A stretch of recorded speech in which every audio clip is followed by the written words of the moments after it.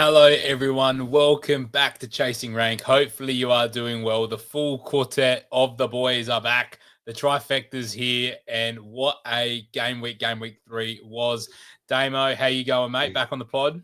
Nice to be back, boys. Missed you all last week. Great job from everyone involved last week. It was a pretty good pod to listen to while we were out there grinding away. But yeah, great to be back. It was a fantastic week for me, which I'm sure we'll break down.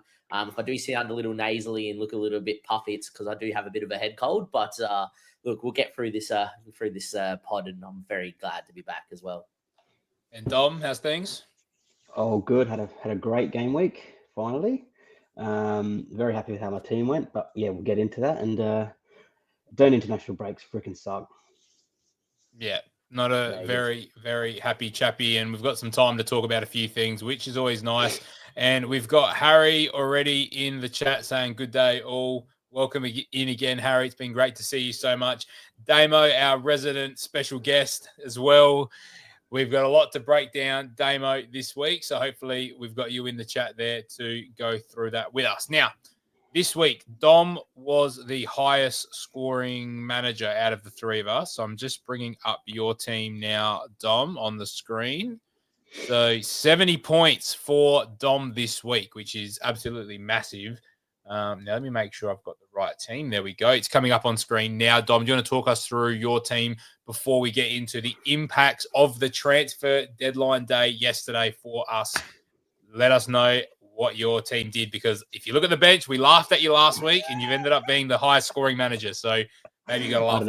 I don't know how. Well, obviously we moved on from my debacle, so I was happy to. I was just seeing Damien's comment. I'm going to get to my boy. So we started with Sanchez first up, the clean sheet. Very, very, very lucky to keep that clean sheet. Probably should have conceded. Probably a ridiculous call. Myself and Damien messaging as the game was going on, just saying if that was against us, we would be livid. But you take it, you move on, and then but from that, Fulham didn't really create much. So Chelsea's defense obviously is a bit shaky. Been saved 3 weeks in a row from conceding. Oh, well, they conceded against West Ham, but 3 weeks in a row, goals ruled out. But yeah, we take it. Sanchez, Paul, I think you have him as well. Great pick. You probably convinced me to go with him. Surprisingly, he didn't hit his saves bonus because he's been hitting that lately. But anyway, start at the bottom. Nico Williams, so disappointing. The Forest defenders, I think you two can get into it as well. And Paul, I think you specifically have another one you're not too happy with. But yeah, I don't know what's going to happen there. Anderson hit his DC second week in a row, so I'm pretty happy with that. He was just my 4.5, and I think you messaged me on the weekend saying he's just been a solid pick, which he has. Porro, what did they do? They lost 1-0, but he got his DC 1-0 loss. Yeah. Look, I'm really wanting to see some output from him, like an assist or a goal. Like I thought he would have had it by now, but he didn't play 90 minutes as well. Yeah, so they've only conceded one goal. Big concern. Goal, yeah. Who came on for him? Your doggy. So they moved Spence to right back, and your doggy come on at left back. So a bit of a weird worrying. one. Yeah, but anyway, he's gone. I think clean sheet, and 4 points. So can't complain. But the start of the show, Juve. I actually turned this one off at about the 81st minute when it was 0-0. So did I. I think it was 0. So then just to log on and next morning see clean sheet, bonus, assist, and his assist was a worldie. He's so good cross. His crosses are brilliant. On my bench. On your bench. So we'll get into that. But yeah, so I had to play him. I think I was always going to play him, but 10 point to take it. Dewsbury Hall, what a guy. Everton look amazing. Grealish's 2 assists were incredible too. Yeah, and Dewsbury Hall's goal. Yeah, that's what I'm saying. The ball from Grealish, little dink ball over the top, and then the smash was incredible. Grab. So I've been happy with him. Finally got his goal and assist, and I think he hit the 3 bonus. Gakpo, can't really say much about that game. It's pretty nothing game. Arsenal just, we're playing against 4 centre backs and 3 defensive mids. Can't expect much, and it took a worldie to beat them. So anyway, we'll move on. Reinders disappointing, and now I'm starting to worry about the Champions League rotation. Pep's rotation is going to come in, so another thing to think about. But yeah, forward line, Haaland got his goal. So lucky. Paul, I know you messaged me when he was going through 1-on-1 and he just passed it to the keeper. But got his goal so lucky, so lucky. And they lost, which was funny. He's had the most XG by a whole one already through 3 game weeks. He's got 3 XG, and Ismail Assar's next with 2. And Haaland scares me. Watching Man City right now, it actually scares me. Like, I know they're not winning, but they're creating chances. They're and a team. He is everywhere. Get their attackers, the defenders. And when we've got Salah in our teams, to save 0.5, I think it's probably worth it, to be honest. So anyway, we'll get to that a little bit later on. So João Pedro, I thought really should have got that second goal at the end as well. Like when he goes to go around the goalkeeper, you know, 9 times out of 10, at least give it off. For that. He could have given it off. I can't remember who was running through. He had the chance to give it off. I thought he was going to score. Anyway, the game was done. But Ollie Watkins, what's going on there, boys? Chat, what's going on there? Beautiful. Anyway, so 70 points. And an overall rank of 840,000. So good start for Dom. We're going to round through to Damo's team now. So that should be you, Damo, with your weird little badge thing there. So fire away. Yeah, look, it's good to be back, boys, firstly. Secondly, well done to Dom for topping us this week. I think there's more of an element of luck than skill in that with 3 guys on the bench and making an early transfer for a guy that's not going to play. But you know, maybe the lesson in that is that even if you do make an early transfer, don't over panic and it will still be okay. But big shout out to Dom. Because I had plethora of options, I did bench Theo, but he looks fantastic. And I was talking to you about this off stream, Paul. He's the sort of guy that you just want to have in your squad for when you eventually bench boost, because he can just pop off in any random game because he's just so good with that left peg. He's so good. We've obviously talked a bit about Sanchez and Porro coming off early. Doesn't concern me as much as I think it's concerning you guys. I think that was just a tactical thing. And I think that Porro is still going to be nailed and locked moving forward. The one that obviously I have over, I think both of you is Munoz. I've had him since game week 1. And he is just class. Pushes up the field.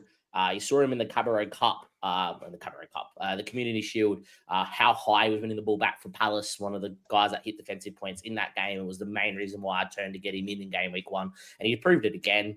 And look, he probably should have had another assist. I think Saar missed a header that was like 0.8 XG in the game. It was a hard header. It was 0.95, but he's full like leaning back, and he was only 4 or 5 yards out. I can't believe they gave it such a high XG. High. It's because of the position. No, it's because of the position he was in, not so much the ball. But yeah, if he scores that, then Munoz is on for 3 bonus and a big score there. And I just wanted to get him in for the long term. Where Paul planned for an earlier wild card. Dom, I don't know what your chip strategy actually is, to be fair. That went out the window last week. Yeah. I've always planned for a game week 13 wild card. Once I'd made the decision not to do the good old bench boost 1 and wild card in game week 2, which was very tempting. So the plan was to always have a Palace defender from the get-go, and I'm grateful I've gone for Munoz because I was thinking about Richards, who's done okay as well, to be fair, and I think any of the Palace defense. But because I planned for such a long one where you guys have some Forest defenders, I went against it because of how poor the preseason was, and I just thought that them not scoring and not looking great in preseason, and they're keeping clean sheets against better opposition in the Prem, they're going to get found out a little, and it seems like that's the case. And they're not hitting their DC points as well. So I'm probably a little bit fortunate, and it leads me into the Kosky there at the Everton centre back. He just hits DC every single week, and that's the template for what I think we're looking for this year. I know it's only 3 weeks of data, but it seems like centre backs that are absolutely monsters aerially that can just win every cross and step in and win every interception. Because clearances is massive. Clearances and tackles are massive. That's what you want. That's what I've learned through these 3 weeks. So having these sort of centre backs in are fantastic, and they're just guaranteeing you a floor of 3 points. And you would take 3 points every single day from every single of your defenders every single week, compared to some defenders that might get 1, but might get 6, 7, or an 8, right? So yeah, obviously pretty happy there. Some menu blanks, and I made 2 transfers, and he was 1, but I didn't bring him in just for this one. I did I did think about Saar myself as well, being so long term, but thankfully I've gone for Semenyo with the news that we've got with Saar, which I'm sure we'll touch on later. And unlike anyone else, I think I'm Captain Bruno out of all of us. And look, you will all say it's jammy. It's a 97th minute pen that probably could be argued that's not even there. It's a bit soft, I feel, to decide a game. But arguably probably should have had one in about the 20th because I think the Kyle Walker one was clear cut, and I don't know how they've overturned that. But yeah, I will say about Bruno, and Paul, you can back me up here because you messaged me about this, even though I wasn't in the same state. You still messaged me after in the morning when you watched the highlights. Is he should have scored the volley from outside the box. Diallo should have scored the volley that he set up on a plate. The ball in a Casemiro, the header should just went in the back of the net from 6 yards, right? And I think he flung a ball out to Mbeumo, and Mbeumo had the keeper put off a good save, right? On the right foot. Yeah. I don't understand how people are annoyed at owning him. He honestly could have had 4 to 5 returns. And I think he probably should have had at least 3. So even though I'm happy he got 10 points, I'm happy he scored the pen, and I'm glad I captained him, I'm a little bit aggrieved that's not 30 points because I think he was that good. And then, look, Joe Pedro's fine. Mateta was my other transfer in. I'm glad I brought him in when he scored. I know a lot of people sold him and went down in price. I picked him up because the fixtures are so good, and he has looked fantastic every week without scoring. So to pick him up and immediately get a goal, he gets yellow card and probably kills his chance of bonus. That doesn't bother me. They've got great fixtures. I'm almost tempted to captain him against Sunderland over Suller against Burnley. There's a reason. I think the fact that that's a home fixture as well, I like with Mateta. Sunderland at Stadium of Light is a hard fixture, but Sunderland away, like Sunderland at home, that like for the other team is a targetable fixture. If that makes sense. I'm almost tempted to captain Manoz as well, but we'll talk about that probably next stream. Next we're week. Talking about our teams this week. And then Ollie Watkins, obviously, Dom shook his head. I think if you own Watkins, and there's a lot of people probably watching this going, what do you do with Watkins? I think if you own him, you just have to stick it out. You've got a price drop now.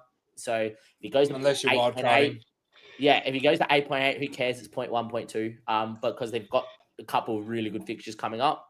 So I think you got to hold him. If you're someone that's looking for a striker, you don't go and buy Watkins, obviously. But I think you got to hold him with the new transfers that have come in, especially one which we'll discuss a little bit later. I think would be fantastic for Villa. But I'm going to be holding him all the way through to about game week 6, game week 7 before I jump off the Watkins ship. Yeah. All right. We've already been going 12 minutes, and in the grand scheme of things, my team was all right. 56 points. Again, huge 9-point swing. Diouf versus Murillo. I was never not going to play Murillo, but this was kind of the run for Murillo where I was a bit like, you get Burnley and Sunderland, but I've got a lot of other problems with my team at the moment. And why I kept making the point around the CBI, so that's clearances, blocks, and interceptions. Murillo 4, 4, and 5 with like only 2 tackles against Crystal Palace, which is super low. But where Murillo actually does really well is the recoveries, which is frustrating because defenders doesn't count. So like, if he was a midfielder, he'd be getting DC points every week because of how high his recoveries are. But the fact is he's not getting the clearances, and partly because of the opposition that Forest have been playing, but 1 pointers for 5.5s being probably the worst thing for me. Last minute, Saturday night before I went out, I was staring at Wood. I was staring at Bruno. I was too scared about Bruno playing deep. I think the issue that I had around the captaincy was the injuries that came in the first half of Man United, which then frees up Bruno. Like, you can't predict that. You can't predict the injuries. So I'm frustrated at the result. I'm not frustrated at the process because Nottingham Forest absolutely battered West Ham in that game for 80 minutes. And then West Ham going on the break a few times, score a few goals, and so be it. They lose 3-0. And Chris Wood's off the pitch at that point, which my lesson, which I said on Twitter, was never again am I not captaining a 90-minute man because, Chris Wood comes off after 75 minutes and then you're dead. So that's that. Ismail Assar for me has been a very, very good starting pick. Like, I knew the Chelsea game was going to be tough, and then he goes and scores 8 and a 7 and then goes and tears his hamstrings. So great for me. Absolutely love it. Diouf on the bench. Richards, though, as Damo mentioned, in my side, again, finally gets the DC points too, where he didn't even look like really getting it any other game. So the big thing was, he had 8 against Nottingham Forest and 8 against Chelsea. So he's ticking along okay. But I was just mentioning to the boys, something that I'm going to talk about next week is a potential wild card, which I'll have to lock in pretty soon because a few players that I do want are on potential price rises, and I'm a bit worried about missing them and the money in the bank. So it doesn't mean that everyone in my wild card would be set in stone, but it would mean that a few of them would be locked in just so I can catch the price rises. So that's where I'm at. Overall rank, I'm definitely the worst out of the bunch at 2.1 mil, but it's still pretty tight. So it's not huge. I don't think it's that bad at the moment. I think it's very, very close. I've had a few sort of negative things go my way, if that makes sense. Like the Murillo versus Tarkovsky picks cost me quite a few points. And that's probably the only big one. Like I don't really regret anything else. Ismail Assar's been good. Reinders was good from game week 1. I was saying to Damo before, the one game I've played Diouf was the one game he didn't get a return against Sunderland. Whereas he gets the assist against Chelsea in a 5-1 loss and still gets 3 points, and then he goes and gets a 10-pointer this week. So I'm not going to talk structure for the wild card because I'll put a video out about the wild card next week, and it'll probably be my team selection because why would I veer away from the best wild card if I truly believe in it? So that's where I'm at with my side at the moment, with Chris Wood coming back against Arsenal this week off a long flight back from Australia. So I think he'd hit the bench for me. Anyway, so that's my side. That's our team's wrapped up in 15 minutes. We've tried to keep that short because the main nuts and bolts of this episode is to talk through the transfer window deadline in particular, because in the Premier League, there were lots of moves last night in particular that have come through. Dim's gone Palmer to Sarr, which is probably frustrating because you've gone from one injury to another. They're saying it's a grade 2 tear at the moment, Dim. Yeah. So I don't think he's going to be fit. Yeah, he pulled out. We're going to miss him. And apparently the Spanish guy they signed has pulled out of the Spanish camp as well. Great, we love that. So I think I wasn't going to do this, but we're going to do this anyway because we're going to give credit to our great friend FPL Updates and Tips, who also has the website FPL Edits. So you can also see my Twitter handle there. So if you don't follow me, then you can follow me over at Twitter at Paulie29. You can also follow us as Chasing Rank at Chasing Rank over on X, because this was all just from deadline day. So there were some moves here, boys, that were just absolutely incredible. I was going to use Fantasy Football Hub to bring up some of these guys' profiles, but none of them have updated. So I don't really think that's quite relevant because it doesn't have the fixtures for those players. So if we want to talk specifically fixtures, then we can pivot back to I can get Fantasy that Premier League website. What was that, Damo?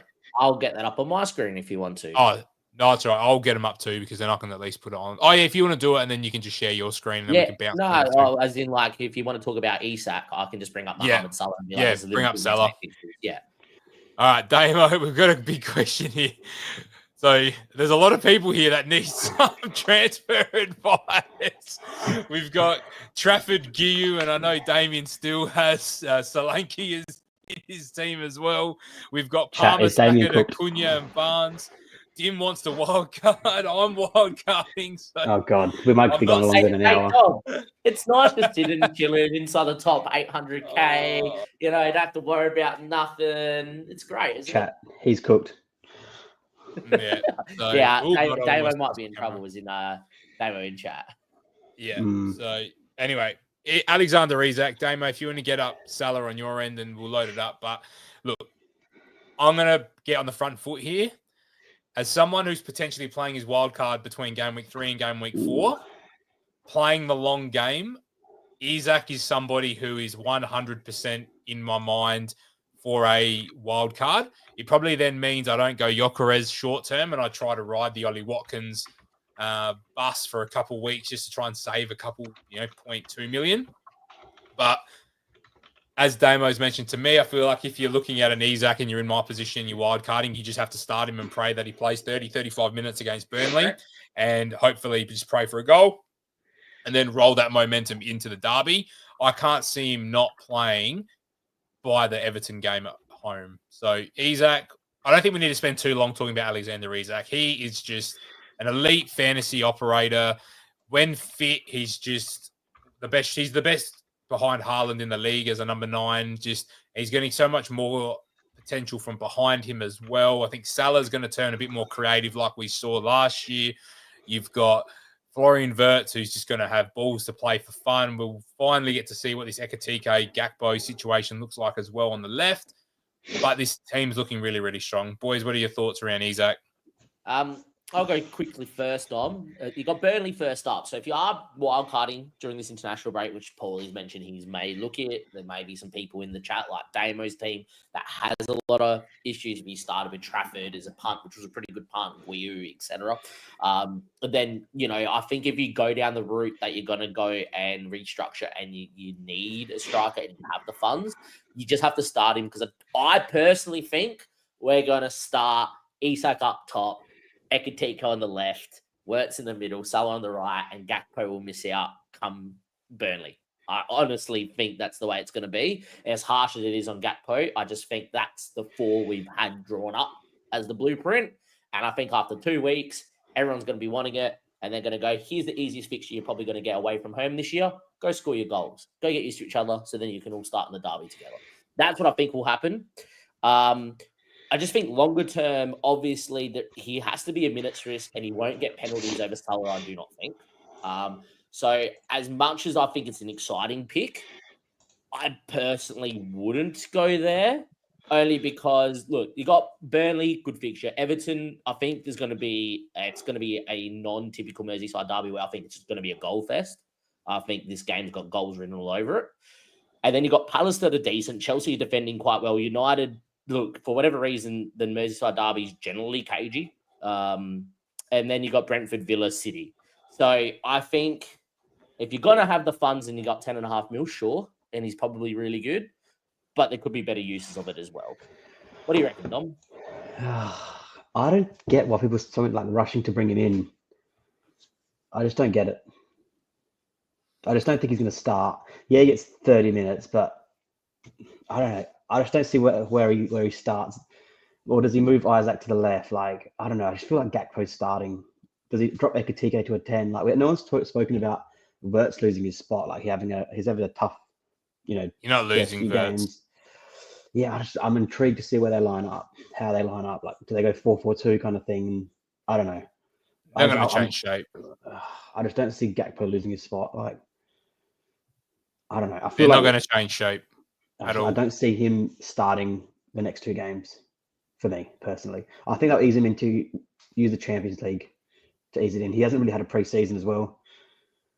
I think I think Tim makes a good point here as well. He's not had a preseason. He's not trained. He's not played. He probably isn't going straight in, and might use Champions League. Might find opportunities there to get minutes. So it is something to monitor. Doesn't mean I'm set on bringing him straight into my side, but there is definitely a conversation. But I am typically a cautious manager in FPL anyway, which is why I'm annoyed that I didn't back myself and go Bruno captain this week because that was a safe play and Wood was the higher ceiling play. But I think the next man on this list, Dom, I'll let you kick us off with Johan Visser. You tweeted out last night, the second his deal was done, that you are very much looking at Johan Visser. Fire away on why you like him as an option. This guy's going to be in my team 100% within the next 2 months. Like, he's just a gun, proven FPL. They signed that big German bloke, but he's only young. Like, they'll ease him in. I feel like Visser's straight in. He wanted this move. I think I have a pretty good run coming up. But he's got 2 great wingers either side of him. Newcastle are still a good team. Now they've got a bit of depth in there. But I just think it's just a great move. I think Brentford are cooked. Brentford are going to struggle this year. But I think Visser will be in like most people's teams within the next couple months with that run. And he's just a goal scorer, just a gun. I think he has the potential to be a 90-minute man as well. He can play across the front 3. But yeah, I was hyped when he signed. Like, I messaged you boys straight away. Like, this guy's getting in my team within the next few weeks. What's that? What do you reckon? Because this is, that I think we've all had him at some point. We've all benefited from it. It's gonna be the same thing. You know how we're talking about maybe bringing Isak in straight off the bat, and what does he start? Doesn't he start? What I will say is he does have the 2 international games, and he has been picked. So I think Isak will play both of them and get match fitness. However, with Visser, he's moving to play 9 minute 1. He has Wolves at home, game number 1 that he has. There is no where Eddie Howe does not put him up top on pens from game number 1. I think if you are wildcarding or you're making a striker move, aka you are upset with Watkins and you're going to move him on to someone else, this is the move. I do not see a world where he does not start, and I do not see a world where he does not bang in goals. And the fixtures are great. It's Wolves, Bournemouth, Arsenal, but then Forest, not been the greatest Forest side. Brighton, Fulham, West Ham, Brentford. That is a fixture run that is dreamy and gets you to game week 11 fairly unfussed apart from the Arsenal fixture. I am very tempted by him, so much so that I only have one free transfer and I'm a little antsy and I want him in now, but I may just wait. But yeah, I think he's the pick of the bunch out of this list. Yep. Yeah, I think he's at 7.5. He's just a huge option. So I guess people have the option of, do I go Watkins, João Pedro, Gyökeres, or do you actually just fully commit to that 7.5 bracket and go with Visser and João Pedro and then put that money into your midfield? Because you could then really go after those sort of, 7.5, 8 million mids and load up in defense. So it actually gives you such flexibility to be able to play around with your team. So, or you don't have to worry about playing too many 5 million midfielders. So I think, you could go Haaland and 2 7.5s in João Pedro, Mateta, Visser, if you're on wildcard, and just absolutely roll with that. What are your thoughts on that, Damo? Yeah, I think it's not too bad. I think either or is fine. Depends on what that third striker is and when you want to bench boost as well.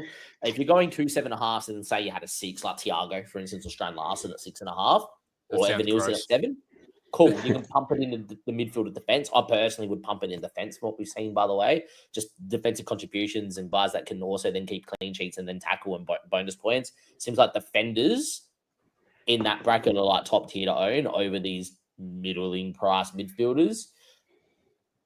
However, I think if you're going down the route of Haaland and no Salah, say if you're restructuring, I think getting in 2 7.5s that are Pedro and Wissa allow you to have free strikers that are just going to play every week, especially with the injuries Chelsea have. And I think that might be the way that you should restructure and go. But I think what we're saying is I think Wissa's a great pick at 7.5 mil and could easily come in this week for you guys if you really want to make a transfer or you got a spare transfer that you want to use. Yeah. I think the next one is an interesting conversation, and Damo probably would want us to talk about this one. Not you, Damo, other Damo C. Because Gianluigi Donnarumma comes in. He's almost the anti-Pep goalkeeper, isn't he? He's a definition of a shot-stopping beast. Yeah, just kicks the ball out the net. Make heaps of mistakes, which will be massive for Man City. Again, I expect City to just go, all right, we're a good side. We're good to go. And, do you want me to do a poll, Dom, about his Damo Cook? Yeah. I think it's a unanimous yes. I don't think we need to go there. Yeah, so I will do a poll in a minute once you guys start talking again, but it will be about our strikers that we're going to pick. But what I wanted to get through with Man City was I think they are going to turn. They're not going to be struggling like this forever. I think they just need to find their 11. Done a little bit of rotation.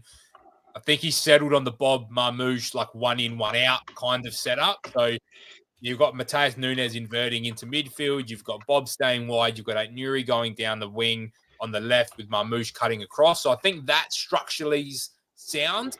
I think Reinders as that late arriver number 10 is still going to be okay as well. And Haaland's obviously up front. So I think most of that core is settled. I just think Donnarumma comes in and gives you presence defensively. I think if you've got Ruben Diaz, John Stones, what's his name again? Nunes, and Aït-Nouri got another knock, didn't he? I think, did he continue playing though? I can't remember. Did he come off? I think he came off. Yeah. All right. They'll probably rest him for a little bit, but left back, they've got some options anyway. Ake can just do the same job, really. So it's not the end of the world. So I think they've actually probably got their settled 11 sorted now, and it's about continuity for Man City. Yeah, definitely agree. Great goalkeeper, won us the Euros. Absolutely love the guy. I think this makes City, and look, I'm a Liverpool fan. I think this makes City, from what I've seen, the team to beat for the title this year. This is the only issue I think that they had. And I know we've started off fantastic and we've got a great squad. Maybe it's just ghost of Christmas past with City scoring 97 points every single year. I just see that this transfer goes through. You get the best shot stopper in the world in between the sticks, and he's pretty handy with his feet, into arguably the best defense in the Prem when they're all on. I just don't see a world where they're conceding many goals. And we had City previously when Edison was in goals, where they just concede their only shot they have every game. That ain't going to happen with Donnarumma. So I think City's defensive numbers are going to go plummeting down. And unlike with Edison in goal, they're going to stay true to the form of the statistical data. And we're going to see City probably keep a lot of clean sheets this year. Yeah, they'll be fine. They'll regress back to the mean. They'll be all right. They'll figure a lot it of out. Changes in their team as well, like lost Gundogan, Kanji. So many players in the off-season. Couple big games, so I wouldn't go there straight away, by the way, if you're wildcarding. You've got Man United, Arsenal. But then once you get to game week 6 and they go Burnley, Brentford, Everton, right? You're going to want them. Villa, Bournemouth. Then you've got Liverpool, Newcastle. So maybe 13, if you're wildcarding in 13, is a better pick if you're going to go with an expensive keeper. But there's going to be a point where they go like 21 wins in a row, 18 clean sheets, and just be like, hit City's back. Yeah, I think they will be too. All right, next on the list, Kolo Muani. I don't think we need to talk about this one for too long. I really like him. I've liked him since the World Cup when he sort of broke out there, when he was at Frankfurt as well, and more competition for Solanke and Richarlison. Is there a world where Richarlison goes back and plays on the left to compete with Brennan Johnson, and then it's a Solanke Kolo Muani battle up front potentially? They've also gone and got Xavi Simons in as a 10 since we last recorded, and he's come in at 7 million as well. So yeah, you were right about that. Quite a bit of an argument. You said 8.5. I did, because I valued how good of a player he was in the Bundesliga, but clearly not as much as Florian Wirtz. So all good. But I think, wait and see under Thomas Frank a little bit as well. Champions League football, not the biggest squad as well. So just probably buy and beware. Fixtures are fine, but they've made so many moves that I'd be concerned around, who actually starts for them. So I'm not too concerned. Damien, to answer your question, there's no way Donnarumma does not come in at 5.5 million. You'd have to. Yeah. If you've got Allison and you've got Raya and Pickford at 5.5, then he'd have to be at 5.5. All right, Damo, we don't need to talk about Nicholas Jackson because he's out of the league. I want you to kick us off with the next two, Damo. Aston Villa went bang last night, and one of them is close to our heart. The other one is a very, very interesting situation on the left. Before you start, Damo, the reason this has become interesting is because Unai Emery clearly made a tactical change this weekend. Yuri Tielemans dropped out of the 10, back into the 8, and they went with a bit more traditional width in their system, which suits these two signings. So, fire away, Damo. Look, one of these guys is from Liverpool, and I think, honestly, I am sad to see him go. I'm glad we got a 35 mil release buyback clause in his contract, which I think will activate at some point because he's just too good. But yeah, Harvey Elliott, 5.4 mil because he's gone down in price. Let me just read the fixtures that Villa still have, and hence why a lot of us may still keep Watkins. Everton away, and Everton haven't been the greatest defensive unit so far. Sunderland away, Fulham at home, Burnley at home. Their next 4, right? Or 5. Then Spurs, who will concede, City, Liverpool, whatever. But then you get Bournemouth, and then you get Leeds, and to top that off, you then get Wolves. So they have some crazy fixtures, do Villa. He's going to be in this system in the 10. And you can tell us, Paul, because you've watched games with me, Harvey Elliott, when he's sniffing around in the 10, is unreal. He's able to link up play the 1-2s, gets in the box, natural left foot finisher. I just don't see a world with Rodgers, Elliott, Sancho now joining in with that attack. Watkins, if Buendia is on the left, which, he's decent as well, right? Remember that season he had a long time ago in fantasy, Buendia. I just don't see a world where he doesn't score points. Yeah, great. Someone got it. Buendia at Norwich was fantastic. Anyhow, I just don't see a world for 5.4 million he does not bang. I'm telling you all this right now, that if he starts in the 10 at Everton, and they did a poll, which I think Raptor did and put it in his video, Villa fans think that Elliott's going to start from minute 1. If he starts against Everton in the 10, I'm telling you right now, for game week 5, I'm selling Reinders to Harvey Elliott. Yeah. With the Sunderland picture. And I am just going to put him in that squad and be like, you're the Morgan Rodgers of last year. You go and do whatever you need. And I think that they need to. The better part about this is then they get Sancho. And Sancho's looking for that redemption story. They went to this natural width. And we know how good he can be when he is loved at a football club. I think that he will be fantastic. And Villa have lacked the ability to be creative behind Watkins. And Watkins' chance have been few and far. I think these two signings are going to create that creativity behind Watkins, are going to be able to create space for each other with a natural width. Sancho's going to be bombing in, getting inside, cutting in from the wing, doing all sorts. And this is just going to open up space for Harvey Elliott and Watkins to go and do their business with some great fixtures. So I am very bullish on these two. So much so, I think Harvey Elliott will be in my team very shortly for 5.4 million. He might be the best still at that price. We've already seen Reinders, we've already seen Dewsbury Hall. I think he'll be the best and outscore the lot if they get going. The only thing I'd say with Dewsbury Hall is we know he's the 10, where with what I'd want to see from Aston Villa is where's Rodgers fit in this system, because I think the best way to play this is Harvey in the 10, Sancho on the right, Rodgers on the left, and Watkins up front. And if that's the way Unai Emery goes, then that would be incredible, I think. Sancho, we've seen him on the left. He's not the same player. Sancho just needs to be on the right, direct, hit the byline, balls in the box, shoot cross keeper. Like, that's Jadon Sancho from Dortmund, and that's his best role. And then that kind of blocks off Harvey Elliott from being the 10. There's not another natural number 10 other than Morgan Rodgers, who likes to kind of play off the left. But then what you'll get with, because Sancho will play like hugging the byline and hugging the sideline, Harvey will drift out into that space, which will allow Rodgers to actually not play as a double 10, but it will allow Rodgers to really cut inside and not be that winger, to allow Digne to roll out really on the left. So you'll see that Harvey and Rodgers will kind of operate in similar areas to allow Digne to go. But then you've got Sancho there, so that if it's Konsa, that then goes to right back instead of Matty Cash. There's your back three. And then you start to see a bit more of a traditional system from Aston Villa that we've seen in the past. So that's how I envision the system. And if that's what it is, do you, someone like me, you go Grealish and then split it with a Harvey Elliott? Because worst case scenario, you just roll Harvey on your bench for a few weeks and wait for it to happen instead of doubling up on the Aston Villa, on the Everton attack. You could, but again, that's going to cost you a little bit of money. There's a few things there to consider. But I think Villa, with these fixtures, you're going to want pieces of this attack. I know they've struggled early days. They're going to get into an international break. They've got the squad now that Unai Emery wants, and they're going to figure it out because he's too good of a manager not to figure it out. Yeah, thoughts, Tom? I definitely agree. Yeah. Like what I saw, Dim made a great comment. In Spurs at Chelsea looked really good. And yeah, keen to see him going with 90 minutes. And I love what he said about him, Dim Sim. Great comment about his minutes at Chelsea. Yeah. Are we talking about Sancho? Oh, his minutes. Yeah. Sorry. Yeah. Sorry. From what I saw, loved it. And I love what you said about him on the right. I didn't get to see him on the right as much at Chelsea. But Harvey got Cole Palmer playing the way he was playing. Yeah, get him down the right, whip balls in Isak.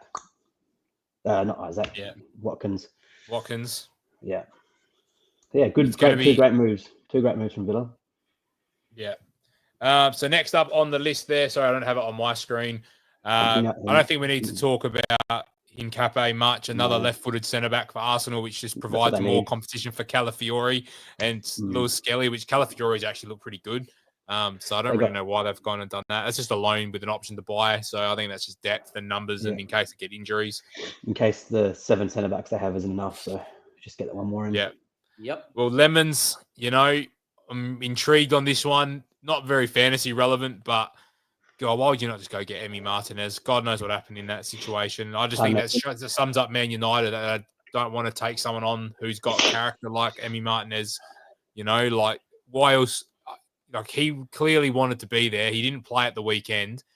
Has anyone heard anything about what happened here? Or did United just take the easy option and go with the young Belgian guy that's going to listen? It looked like it was done for all money and it was happening. And then for whatever reason, United decided to go the cheaper and easy option, which, look, I'm shaking my head and it's not because I support United, as you can tell, right?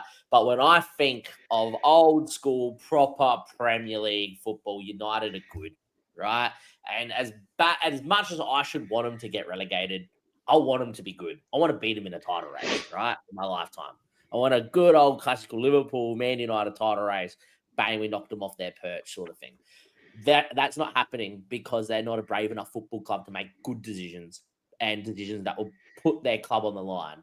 Emi Martinez would have went in there, shook up the whole club, and probably would have sorted it out.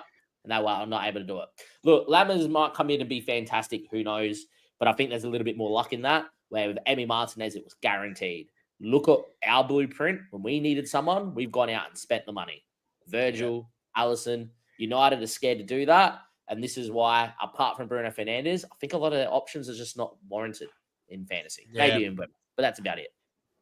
Yeah, I agree. So if you are new here, guys, I would 100% appreciate if you could smash a like on the stream at the moment. We've only got 5 likes and we've had a lot more viewers than that. So please, if you are here and you haven't done so, please hit the like button. It does help us push the video out into the algorithm. Plus also subscribing. We are very, very close to 100 subscribers on the channel. We want to try and hit it by the end of the international break. We're on 93 at the moment. So if you could help us get to that extra 7 subscribers, that would be greatly appreciated.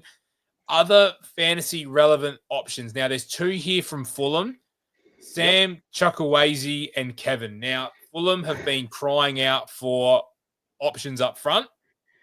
Wilson's been a bit injury prone and he started to get injured anyway. I love these 2 moves, particularly Chukwueze from AC Milan.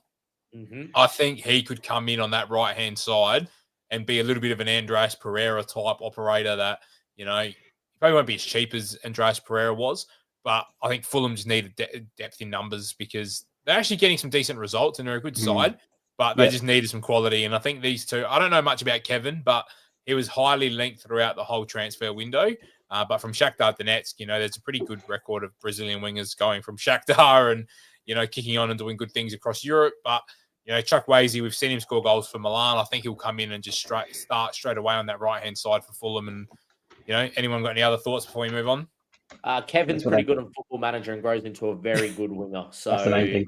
If Football Manager is anything to go by, and usually it's pretty good, he got to be great. So keep your eyes out if he's starting. Yeah. Another one on this list that I'm keen to talk about is Matt O'Reilly, which is a bit of a weird one. Like he got into the he scored a penalty, in the first game week, playing in the 10 for Brighton as well, which is always a very favourable role. Yes, there are a lot of options at Brighton further forward of the ball, but I'm intrigued to see what's going to come out of that because Marseille is such a random move for him. So interesting to see who plays in the 10 because this week they went a bit more workman-like because it was Man City, which I don't expect long-term. It wouldn't surprise me if Jorginho Ruta goes in and plays the 10 long-term and then they figure out the striker between the Greek fellas and Welbeck. But I actually thought Minte on the weekend was very, very good and his minutes are starting to look a little bit better as well. So just somebody to monitor. Dom, I want you to talk about Tyreek George for us. Damien had a message about him in the chat a little bit before. He came on with the injury. I can't remember who got injured now. Delap got injured and then George came on. So talk us through what your thoughts of him. He did not want to be there one bit. He knew he was leaving and it's fallen through now. I don't know. It's a funny one because he looked good in bursts, but I think he feels like he's ready to start, but I don't think he is. Hopefully he, still gets some minutes because I think he's a great player. Like he looks like a handy winger, but he's just not ready for where we're at the moment. Like we're pushing for top 4. We're in the Champions League again, pushing for trophies. He's probably just not at that stage yet. Like it's more of the Pedro Neto, the proven guys that are ready. So loan would have been good for him, I think, but it's a shame he did not look up to it on Saturday. But I think he, had in his head he was leaving. Fair enough. But anyway, one to watch for the season, I think. I don't think there's heaps of super relevant ones that are left now. Like Brian Bobby, again, I think Sunderland, like Mark Guiu goes back to Chelsea as part of all that schmozzle yesterday. I think eventually he'll be the starting striker. I think Mayenda and the other fella that scored again this weekend off the bench.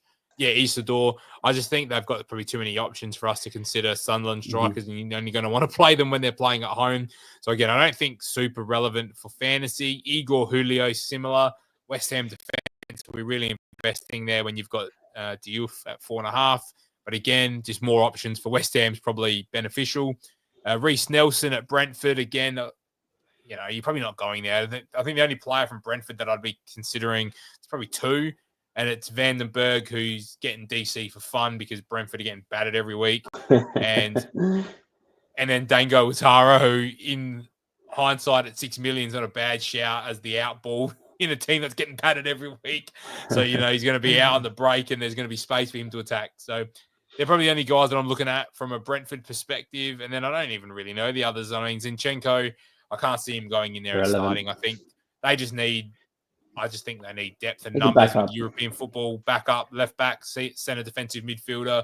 In case they get injuries, they've got Douglas Luiz, who's probably going to get integrated alongside Elliot Anderson in the pivot there, and then they've got Sangare, and they've got a few other options there. So, left back, plenty of fantasy relevant players through the deadline date yesterday. Before we get into questions, so if you are here in the chat, get all your questions in the comment section there. We've got probably 15 minutes or so to answer some questions. I'm going to throw to Damo. Any big talking points from this week that we've missed so far? Nothing that we've missed. I know that with the last couple of names that we had, their role for Everton's a backup 10, so I wouldn't worry about any of their options. It seems like he's there just as depth. And the second to last on that list from Forest is a backup left back that is young. So yet again, if you do have a Forest defender, don't be too concerned. I would be more concerned if it was Simicast or any one of those caliber players that have gone there. In terms of other points that we probably have to bring up, not really. I don't think. Was there any other major talking points apart from Sarr's injury? No. Nothing crazy. I think Grealish just with 2 assists again. I just think he looks incredible. He does. Everton look good. Yeah.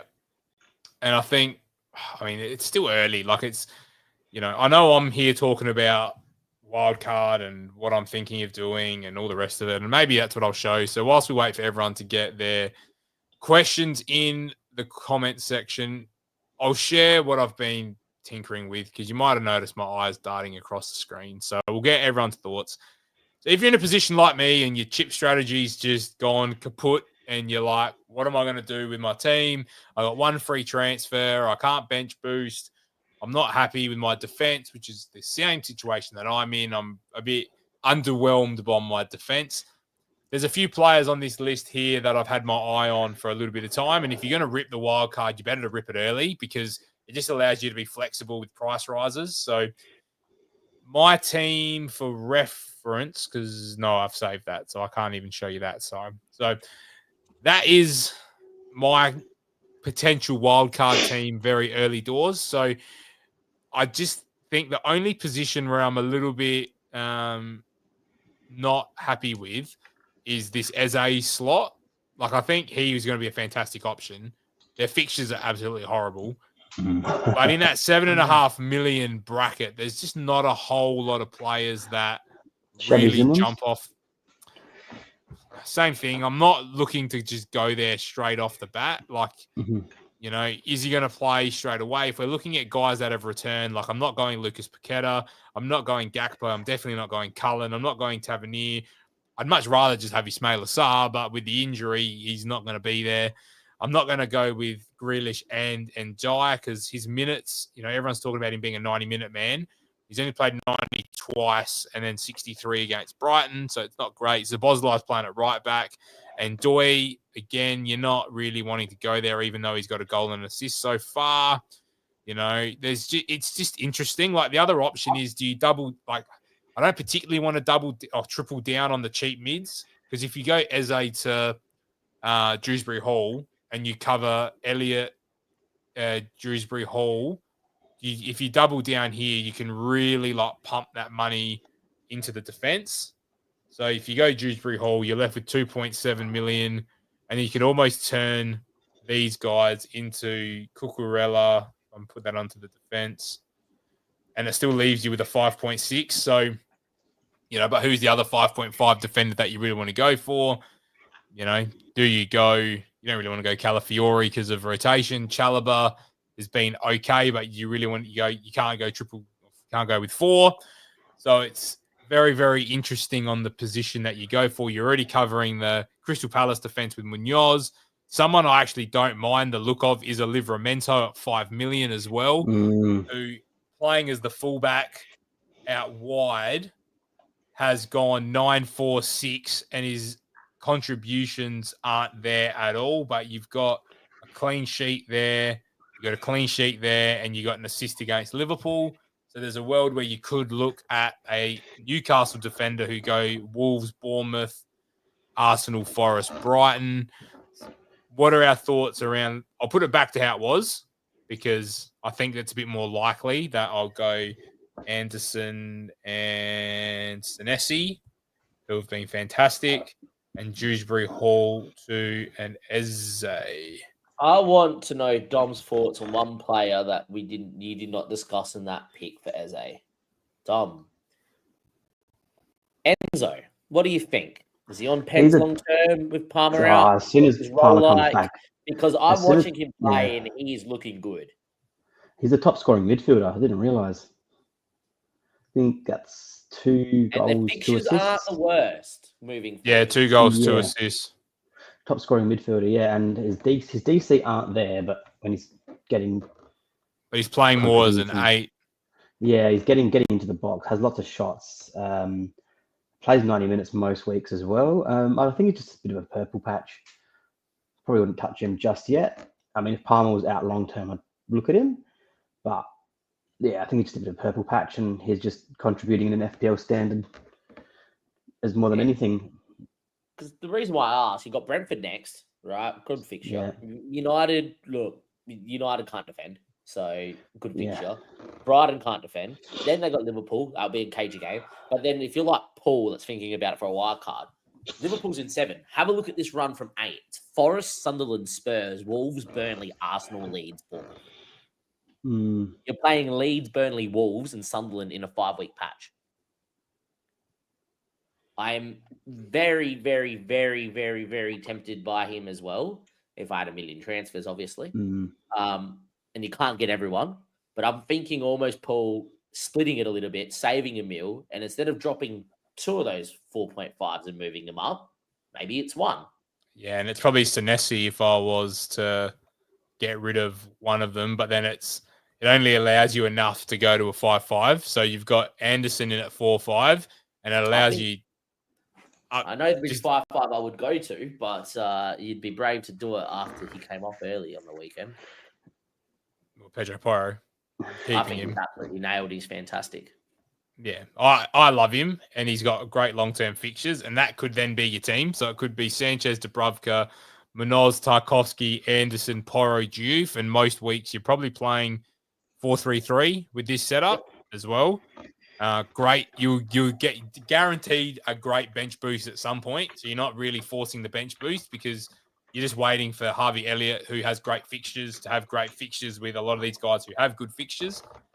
But yeah, that great defense. You get Semenyo, Elliott, Grealish, Enzo, Brunos, and then you get Watkins, Pedro, Haaland, with only 0.1 in the bank, which might be enough long term to get Gyökeres anyway in game week 7 if neither Watkins... Look, I wouldn't surprise me if Watkins does drop in price. But, yeah, I think a lot of people are going to sell him. So that'll be that. Welcome along to Streets. Won't forget as well, we are towards the end of our live stream, but if you are enjoying it, make sure you like, comment, and subscribe, guys. Get your questions in because this is your chance. We're not going to be live again until next Tuesday. There's probably not going to be a video up until the weekend as well. So with the international break, we're going to take a little bit of time to talk content through and have a bit of a review of how the first 3 weeks has gone. So if you do want to get your team reviewed, make sure you get it in now. Make sure you go over to Twitter and get that all sorted so that I can bring it up on screen. But I don't think there's a whole lot in this side if this was to be my wildcard team that I don't like. So, Dom, I know you're a little bit anti playing the chip. What are your thoughts around a setup? I think if you have to, like, just play it and then you set yourself up. But it is, from what we've seen, this team kind of covers everything. And then cashing in on, I think Semenyo's about to have another price rise. I just saw. Yeah, I've already got him anyway. 4 price rises in 3 weeks. Crazy. This really just ticks all the boxes, kind of covered all the issues you'd have. Yeah, I love the Elliott pick, but yeah. Yeah. What does this team lack before we get into Zober's DC points, Dim? I've got those ready to go for you, Dim. think it lacks a strong midfield. I think that most people that would look at that team and be like, you're a midfielder light, and then they'll look at Elliot and be like, oh, Elliot needs to go to someone. But me personally, I think a lot of those 7.5 mids are going to get outperformed by these 5 to 5.5 defenders that are going to get DC and clean sheets, etc. So, yeah, I'm almost tempted to say it might be missing a Newcastle player with a fixture. Yep. And I was impressed, to be fair. I thought game week 1 against Villa, they did a pretty good job for a team that had a really poor preseason, right? And against us, I thought they were decent. So, you know, I think there's potential with the Newcastle assets being good again at some point this year. And I might. Who would you want? I think it's got to be Livramento just, but I've always been a big Trippier fan because he just takes the set pieces and has more upside. Well, with Lewis Hall coming back as well, does it mean Trippier is not in the team? Like, surely at this point, surely you're going Hall and Livramento at this point. There's no way Kieran Trippier keeps starting at right back. Surely. How's Burns DC been? Can I ask? Because he's been tucking in a lot. Not great. Yeah. He's got 11-12 and then 1 against Leeds. But again, they would have killed Leeds. I didn't watch that game. So I'm expecting that Newcastle would have had all the ball. So he's got it in both of those harder games, Villa and Liverpool. But he got a 9-pointer against Villa. He only gets the 2-pointer because they concede 3 goals. I feel like he should get more because he got 12 DC. So, did he get a yellow card there? Yellow card that week. He got a yellow card. So that's not the end of the world. So, see, look, Dan Burn is the safer play because he's going to play centre back, isn't he? He's playing. Is he playing left centre back or left back? Where's he lining up? Left centre back, I think. He's the sort of guy that I'd be like, if you're looking at this team to have all those options for your bench boost, he's going to play and he's probably going to get DC in a hard fixture, but your other 2 bench players are going to have good fixtures, right? So he's going to get you 3 points minimum. So I think he's someone that I would get knowing in your good fixture, you just play him. And if he has one bad fixture, but your other bench and goalkeeper, like game week 8, probably is the best one for you, Paul, because you got Dubravka off the top of my head. And I think that's the way to have Forest. Yeah. I don't know. They played a back 5. They played a back 5 against I just think Leeds with Trippier and Livramento. There is a good player there. I also think Alanga would be really good as a fantasy asset at some point as well. Yeah, he just passes the eye test, doesn't he? He's just a very good footballer. I don't know how you'll get them in, but as someone that plays fantasy, look, I'm usually a bit safer, but I like these little 1 or 2 picks that are slightly different. Like I went for Bruno's captaincy this week, etc. Right? I think that there is the world where if you go for a wild card, you could maybe go with one of the or two of these. Is there a world where you could maybe go Grealish, right? Enzo to Alanga, I don't know what his price is, and then maybe move Porro to Alanga's 7 defender. Alanga's 7, so you could do it. You could go Enzo to Alanga, and you could go to Livramento or Burn, right? Yeah. To be fair, I'll probably go Burn because you're on midfielders. I think. Oh no. I'm on Newcastle. There we go. So if you go Burn and Alanga, that suddenly looks. And you get Wolves at home straight off the bat, and Wolves have looked poor. Yeah, they have. Which I think if you're going to play the long game with Dan Burn, you're better off going Burn over Livramento because you just know that Burn's going to tick along. He's not going to score much, but clean sheets DC. If in those harder mid games, especially at home, you could see him getting those 8-pointers where they get a clean sheet and he gets his DC because he's clearing all the balls away. Dan Burn is the type of centre-back who's going to put his bloody head on everything and he's going to flick them all the way like that, where Murillo's too short and he had nothing and he gets all the recoveries because the ball's on the ground and he's chasing them. It is PTSD. And yes, Livramento gets the assist against Liverpool, but other than that, they've gone toe for toe. So I've been looking at Newcastle as well, and now when you're saying the midfield doesn't have legs, how does that midfield stack up? Because now you've got Semenyo, Grealish, Alanga, Bruno, and you'd be like, okay, Bruno, good pick, right?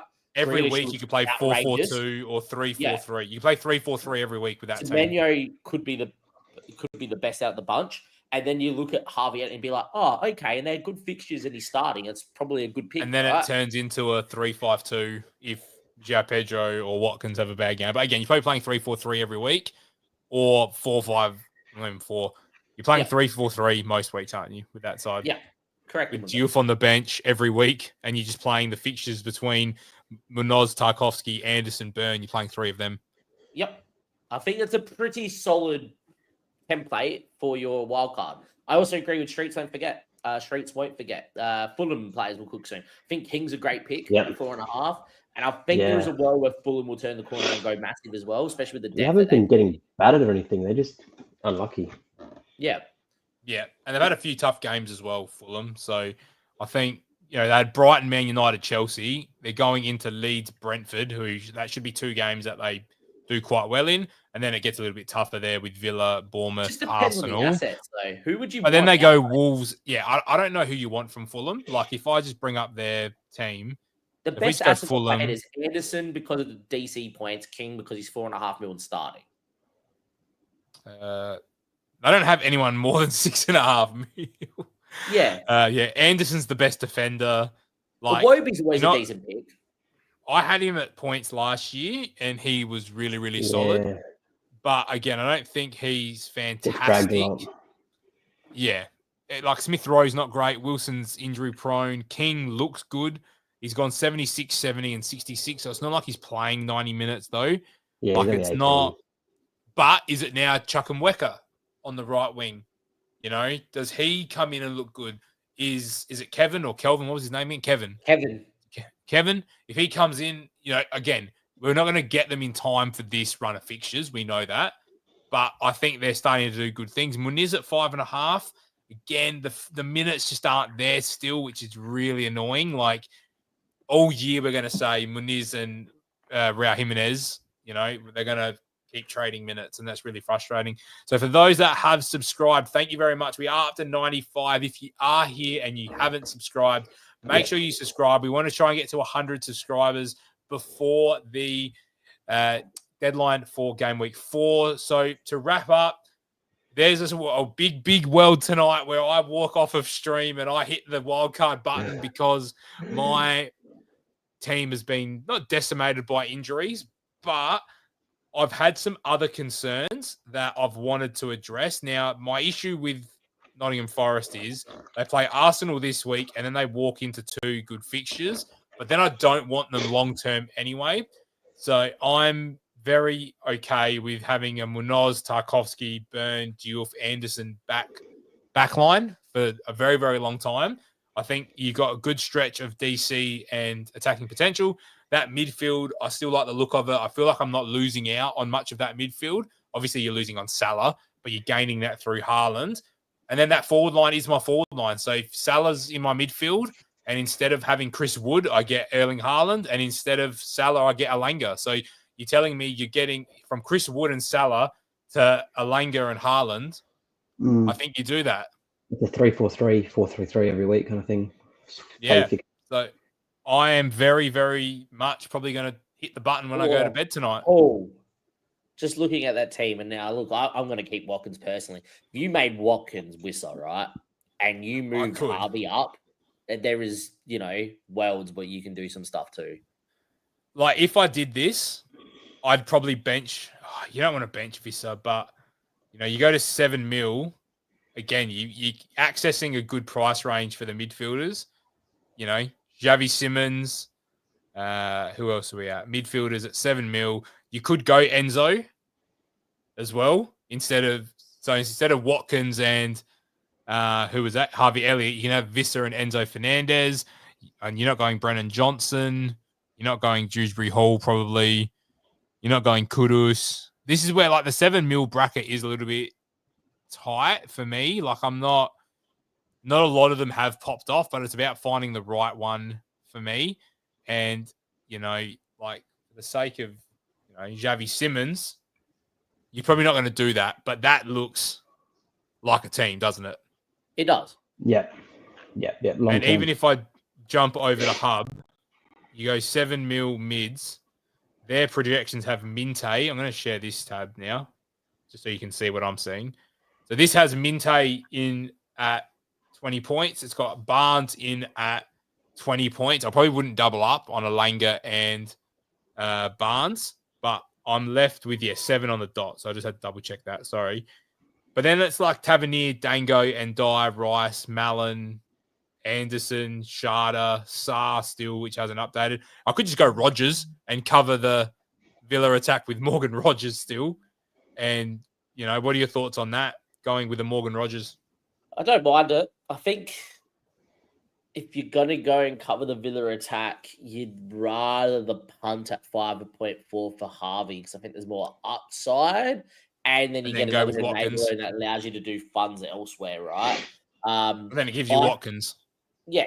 I think a lot of these 7.0s are going to get outscored by your 5.5 and 5 mil defenders this year. So that's why it's crazy that at the back. Yeah. It's crazy that none of them are popping off on the Minte, Barnes are 6.5, and Minte's down at 5.9.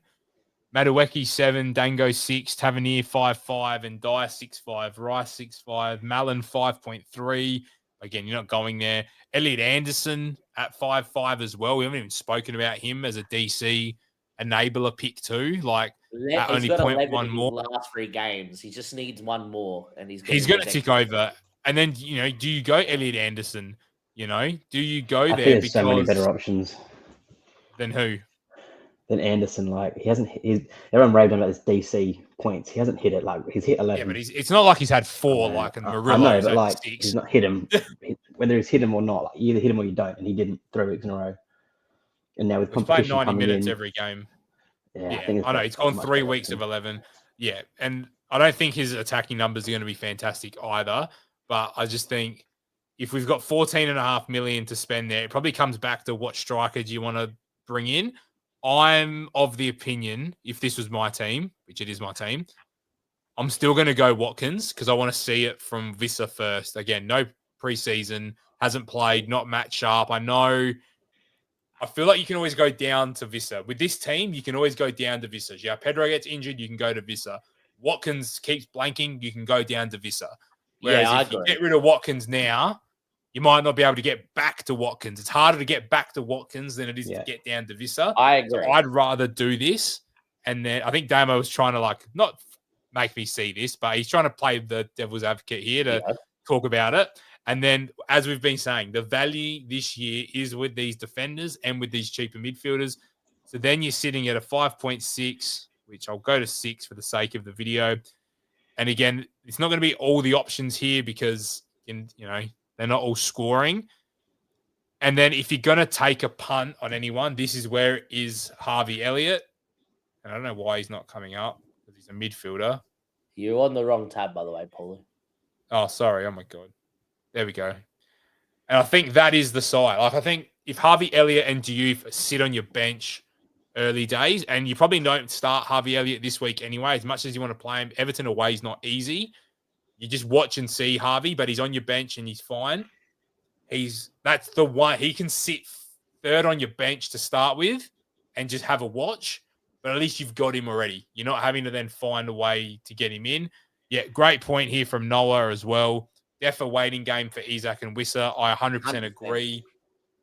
As much as I love them as options, you want to see them. But if you told me that my defense went from, I'm just staring at it off screen, Diouf, Porro, Richards, Murillo, Esteve.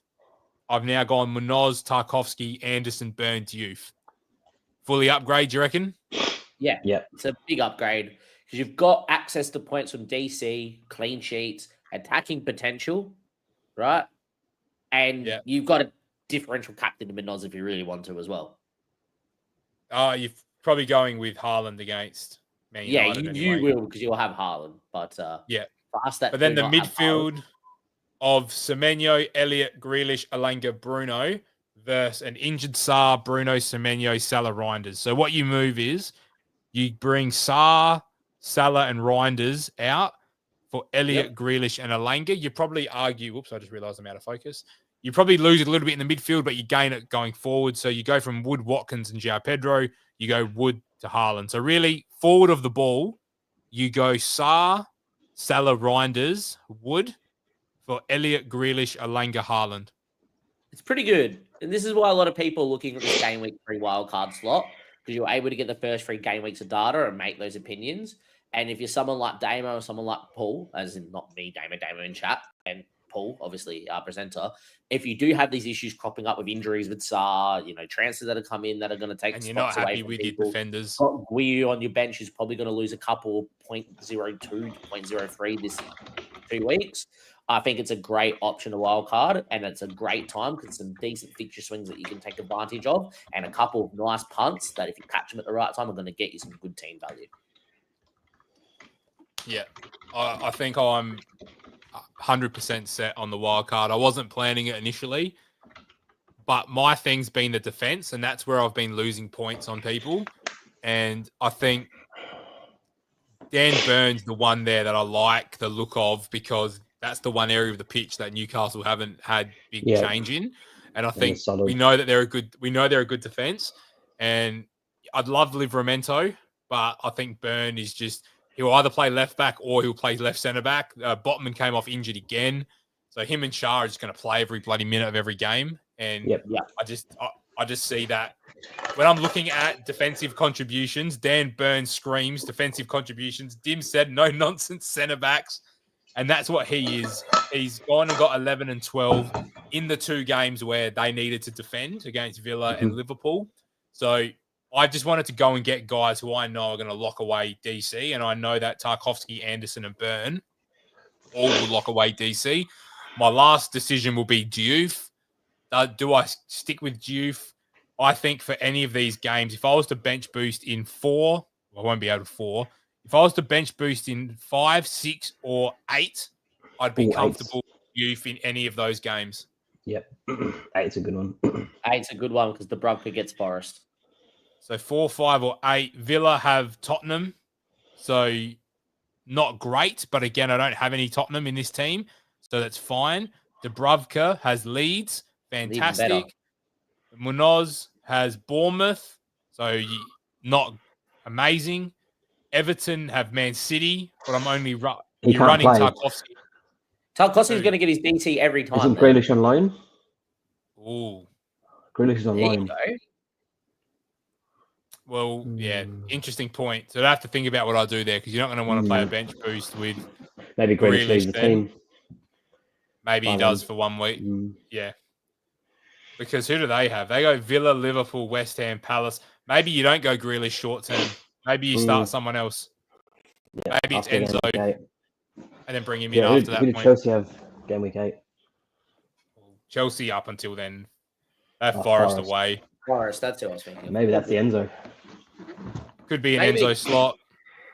Anyway, we've been going just over an hour. He can play Prem, I think. Oh, interesting. Wonder why. Did they change it? It's a part of the contract. Sometimes they take it out. Sometimes Everton might have asked, we'll only sign him on loan if you allow him to play against you. Might be worth looking into. I might have to do some digging and see. Morgan Gibbs-White, I'm avoiding Forest Dim. I'm not. Whilst this Nuno stuff's lingering, I'm not 100% set on them. We're still only on 5 likes. Oh, no, we're up to 11 likes. Holy moly, you guys smashed the like button. We're up to 11 likes, which is absolutely fantastic. And on the subscriptions, I'm just refreshing it.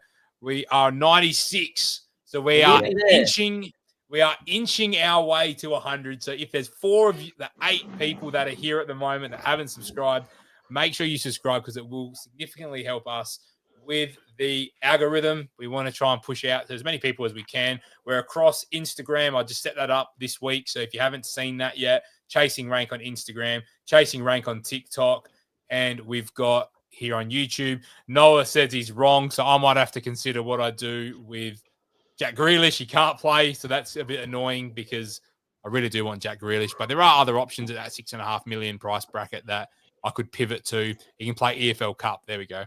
Fair enough. So that makes a bit more sense. But that is where we'll leave things off. There will be an upload later this weekend. Damo's got his hands up, so I think Damo wants to say something. Jim, I know you asked the question a while ago. Oh, Zabozlai, sorry. Yeah. I've got it just here very quickly for you, mate. So yeah, we didn't forget you very quickly. He got 11 in game week 1 against Bournemouth. He got 9 against Newcastle, and he got 14 against Arsenal, getting his DC. Oh, He's averaging solid. 11.33. I think he is a solid pick, and I think he's been outrageous at right back. Do I think that's going to continue long term? No. Do I think he's going to get his DC points every game? Not really. I think there's better options. And saying that though, as a Liverpool fan, would love to see him play right back because that headband is majestic. He looks like Maldini. He plays like him too. I don't know about that, but Frimpong back after the international break. Yeah, I know.